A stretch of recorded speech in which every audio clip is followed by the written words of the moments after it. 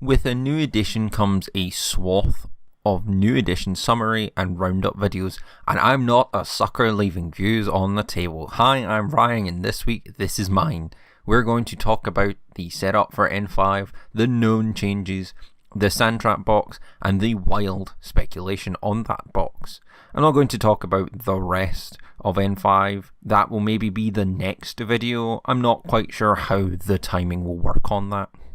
But first, the context of this video. As of writing and recording sometime in late September, we do not know when the theme week will be for N5, but we can probably make the assumption it will be in mid to late October, leading up to the pre-order period, which, given the comments from Carlos at Cons, we will see pre-orders go up in October for November, and that will be the release of N5 and Sandtrap. I don't think they'll push it back any further as well. It's Christmas the month after. Anyway, this is to say that I'm doing this video before we have any more solid concepts beyond N5, beyond the images they've already released. So everything here is going to be taken with a pinch of salt. So with that in mind, let's talk about the main beats of N5. Edit, as of the 23rd of September, we got the first army look, and it was vanilla combined army, and honestly, it was wild. I will need to do a video for the armies next because wow, there has been a lot of discourse. So after N-Song, the war with the Combine Army ended, which is what a lot of people were asking for, a move back to the clandestine efforts, and that's what we've gotten so far. Pano, Yujing, O12 and Combine Army seem to be able to travel through the new wormholes caused by N-Song. Pano or O12 seems to have taken JSA with them, and they have moved to the new planet Shinju. We know from Bostroy that this planet is a harsh environment, and we'll see JSA take a notable share of it while stabbing Pano in the back or fighting Pano for control. This is why JSA is becoming a vanilla army. OG JSA will become the Great Oban, and new JSA in Shinju will become the Shinden Butai. Pano forces on the planets will be called the Kestrel Colonial Force, and yes, everyone is making KFC jokes. So that's the fluff. What about the crunch? Corvus Belli has come out and said that N5 is looking to polish the diamond. For all its flaws, N4 did have some. It is at its core a good game, and Corvus Belli wanted to continue that. This includes optimizing the rules and profiles and keeping what's currently good.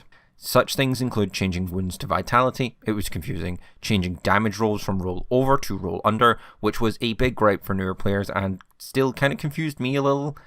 I'm just not good with math sometimes.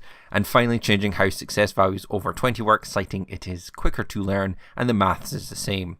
They've also noticed that players say that guided missile strikes is not fun and want to change it to be better for recipient and sender, particularly looking at the high reward, no risk plays.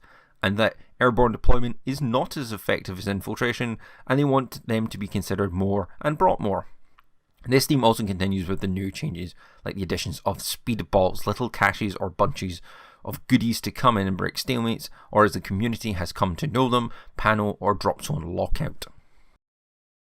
Now, what's new? Well, the big one is drones and vehicles are being brought into the game. Right now, Corvus Belli has rumbled at cons. They can only really have one on the books, and my money is that it's entirely JSA getting that. I don't know how this will work, but I imagine like bikes, but bigger. I've already ruled out tanks. I'm expecting no bigger than small cars, to be honest, and the silhouette is basically a hover bike, which I think just about fits Infinity. Drones will also be a thing, like first-person view drones, if you're familiar with those, but also Carlos said piloted drones, which are different from rim press drones. I think this will be good for the more asymmetric factions like Ariadna and Hack, and maybe even Yujing and Pano will make use of them. That's speculation though. What's not is the fact that Corvus Belli has at least one test case and it wants them fast and probably not meleeable.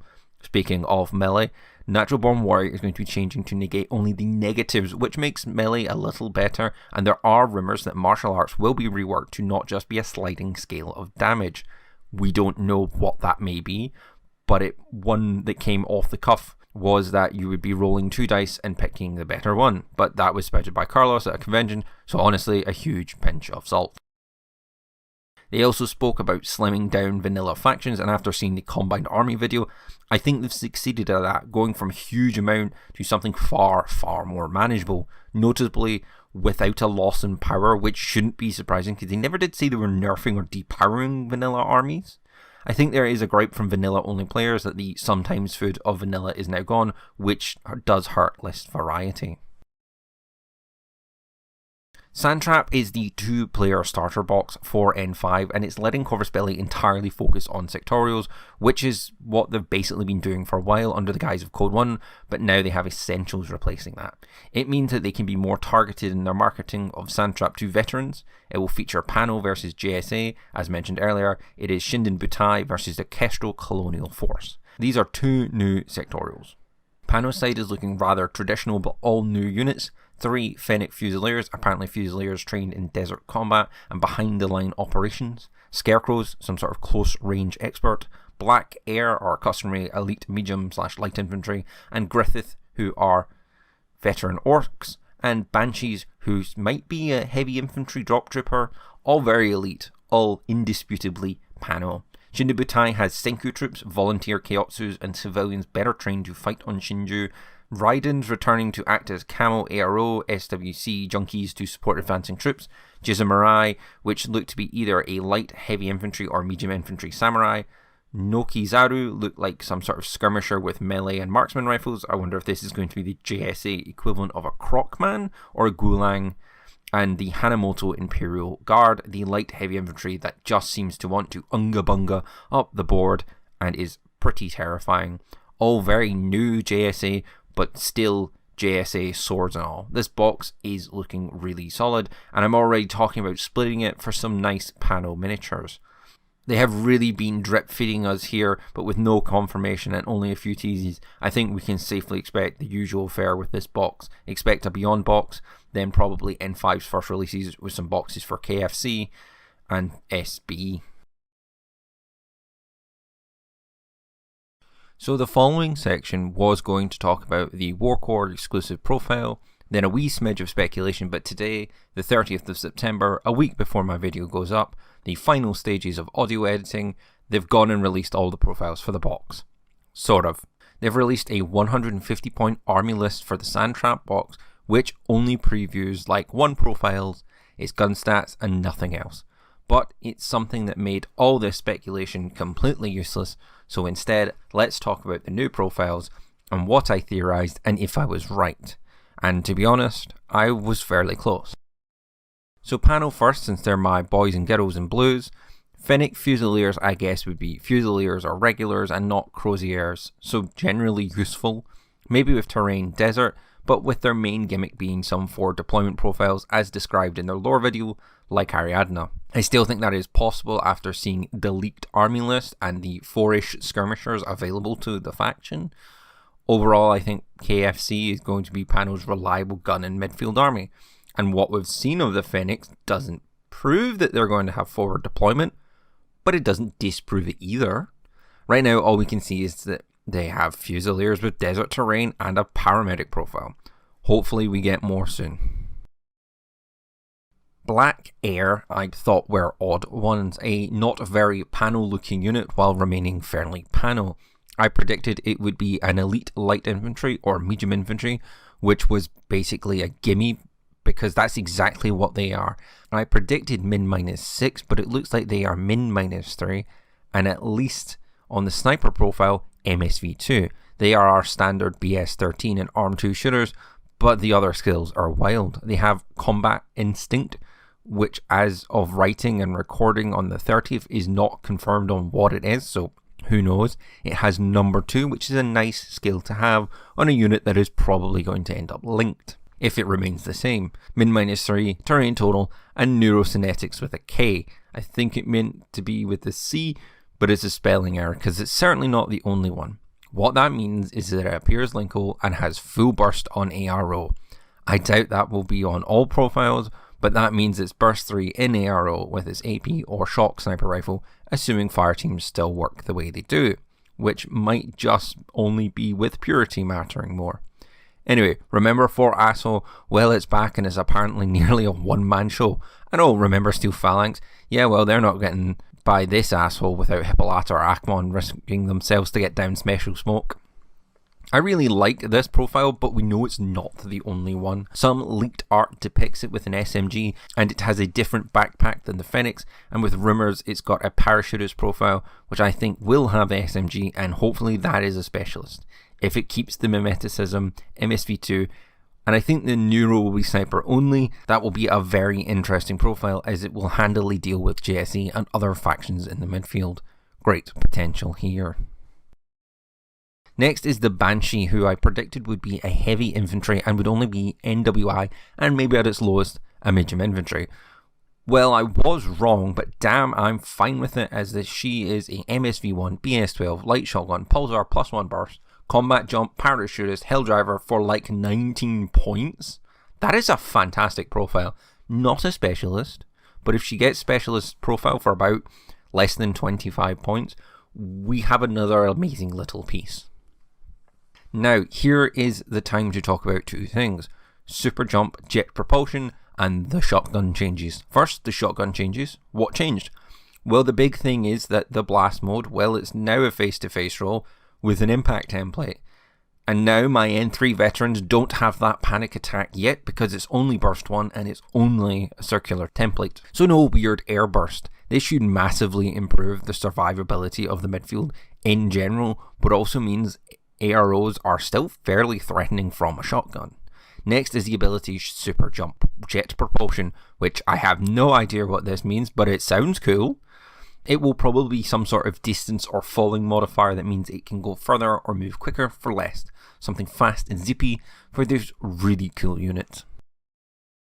The Scarecrow, I guess, would be a fake skirmisher kitted out for close range stuff like the Knock or the Croc Man. No, it is a full, real min-6 hidden deployment skirmisher with infiltration and mine layer with strong AP mines with BS13, and overall it's just a really good panel skirmisher for 27 points. He does have a boarding shotgun, which is now interesting for BS13 as a skirmisher, means he can easily catch something out of cover and throw pie dishes down on 19s, which is great. This isn't an amazing profile, but a ridiculously solid one. Oh, and before I forget, he has a silence pistol, which appears to be an AP plus shock silent weapon, which may employ a -6 to your opponent, which if you close the gap and pistol someone with surprise attack, min -6, and this potential -6, it's not looking good for the target. It is only damage 12 and against BTS with AP, but this could be nasty against many units who neglect BTS. Finally for panel is the Griffith. It didn't offer as much info except it's an orc, but better. And it is. What we've seen is that they are orcs, 2 less fizz, but now they have BTS 6, maybe MSV1 all the time, a HMG, a pulsar, and BS 14 just to panel things down. This is absolutely what a panel veteran heavy infantry should be. Just the best shooter on the table sans attack. And right now, it's competing with tags. But unlike the Black Hare and Scarecrow, we've seen art with them with different loadouts. Just the one, another SMG. That's 3 light weapon profiles, the Blair, the Banshee, and now him. Most likely, this will be our hacker or specialist profile for the Griffith, meaning that we'll get a specialist veteran orc units, lots of SWC options similar to the Knight of Justice, who is another veteran heavy infantry, and maybe we'll even see the forward deployment brought back across. But even without that, this unit is ridiculously solid.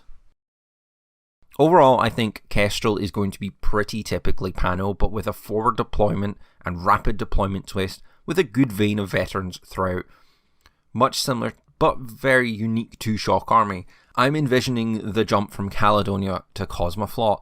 Lots of DNA, but not really the same army at the end of the day. Let's discuss JSA, and we'll start with the Senku troops. I called them basic, and I was right. 9-point BS11 courageous troopers, who seem a little cheaper than I expected, but fine nonetheless. They have forward observer, they probably have hackers, and maybe something high-tech for JSA, but nothing fancy. Jizumirai and Nokizaru, I had to Google to figure out what they were, and apparently Jizumiru, or however you say that, are minor rank samurai, so I guessed 1.5 wound samurai, and I was kinda right. They're medium infantry with decently good melee with CC 23, martial arts 3, stealth, climbing plus, min-3, dodge 16, and dodge 4 inches. This is solid, cheap too at 24 points, but it's only 1 wound. I think that's less important now, but still. And it's a medium infantry with 4/4 move. They also have that combat instinct again, so who knows what that will mean. They seem to be a link filler unit and melee defense, which is nice, but nothing fantastic. They do get a light shotgun, a damage 15 DA CCW, and a new weapon, the Thunderbolt. And I am so happy this exists, as this is exactly what I was asking for about 2 years ago. It's a HMG ranged, no SWC cost gun, only burst 2, that can help the range band problems of less shooting focused armies. I wanted it on MO, but I mean it exists, so I can't be mad. It's only damage 14 in burst 2 like a heavy rocket launcher, but without the good stuff. But if it's suitably cheap, then I think this is a win. Overall, I wanted to see more of this unit, but I think it should be good in Shinden Butai. I originally didn't make any predictions for the Raiden, just that it was the same as before, which is to say a medium infantry Ryukin, and it's about that. Has min-3, hidden deployment. It's a fine unit that I think I'm going to hate if the locals catch wind of it. Nokizaru being ninja hunting ninjas was my speculation, and it was close with them being basically panel locus with MSV and a marksman rifle.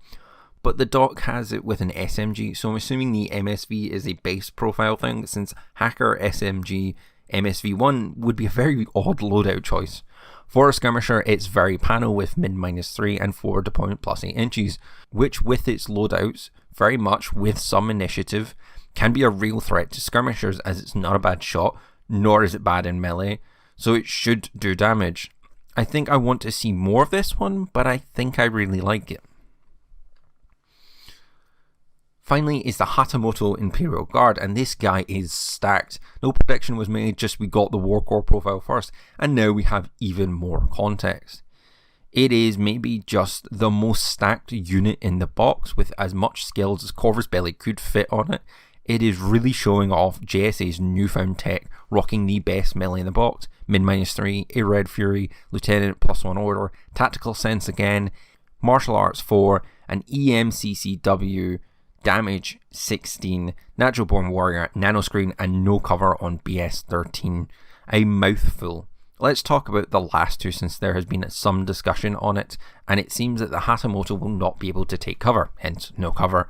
But the nanoscreen, which after a game of telephone sounds like it will basically be cover, but not cover, so it stacks with cover, which means the Hatamoto has effectively got min-6 and more or less immunity to AP, except in melee. So it's a very squishy but utterly lethal assault heavy infantry. Very JSA, as is this entire box. Just one to watch. So that was my video on what we know about N5 up until the 30th of September and the box profiles. Sorry I had to slapdash in that second half. You might not have noticed, but I certainly did. I think going forward I'll need to have a look at how I do breaking news videos, but hey, I got there. Hopefully this video has been useful, and if it was, remember to like and subscribe for more. Let me know if you've got any fun speculation down below, and as always, thank you so much for watching.